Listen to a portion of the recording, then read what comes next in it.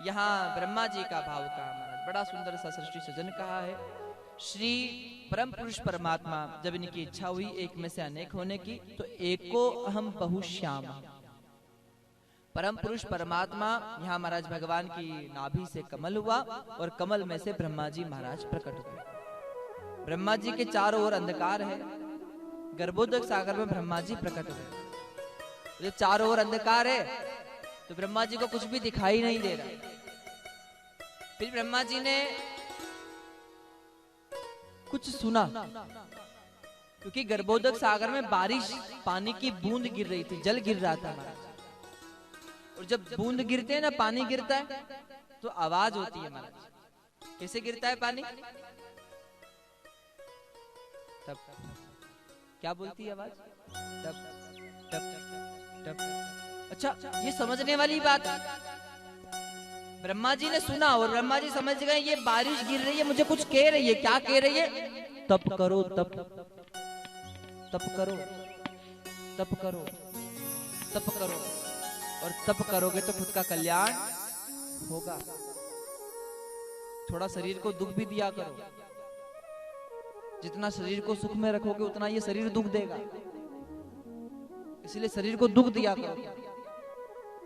जितना हमारा शरीर से साधना करोगे उतना सुख मिलेगा, और जितना शरीर को साधन दोगे उतना दुख मिलेगा।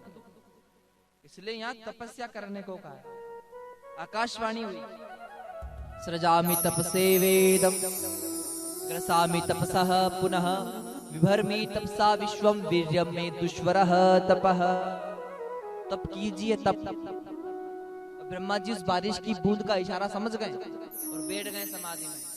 10,000 कठोर वर्षों तक ब्रह्मा जी ने तपस्या की। तब परम पुरुष परमात्मा दिव्य प्रकाश के साथ प्रकट हुए। कहा, ब्रह्मदेव आप सृष्टि का सृजन कीजिए।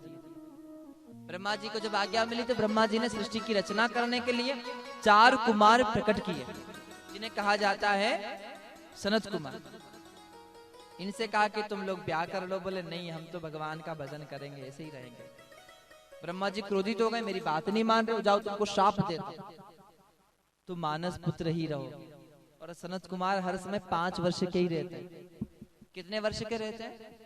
5 वर्ष के। आज भी उनकी आयु 5 वर्ष ही है। फिर ब्रह्मा जी ने कहा सृष्टि आगे कैसे बढ़ेगी? तब ब्रह्मा जी ने 10 पुत्रों को प्रकट किया। मरीचि, अत्रि, अंगिरा, पुलह, पुलस्त, भगु, भृगु, क्रतु, दक्ष, वशिष्ठ और नारद। ये 10 ब्रह्मा जी के पुत्र हो। फिर भी सृष्टि आगे कैसे बढ़े, ये भाव नहीं रहा। तब परमात्मा महाराज परम पुरुष कहते हैं एक स्त्री और एक पुरुष की रचना का। और सत्यजन कहते हैं एक भाव तो है कि महाराज जंगा से महाराज मनु शतरूपा को प्रकट किया, और दूसरा संत कहते हैं ब्रह्मा जी ने मिट्टी का पुतला बनाया। काय का? मिट्टी का। और उसमें एक के 2 भाग कर दिए, और उन दोनों में प्राण भरे थे। जो मृदा से उत्पन्न हुआ, जो मिट्टी से बना है, उस पुरुष का नाम रखा मनु, क्योंकि मृदा से उत्पन्न हुए थे। माटी कहे कुमार से, तू कहीं रोंदे मोए, एक दिन ऐसा आएगा प्यारे मैं रोंदूंगी तो।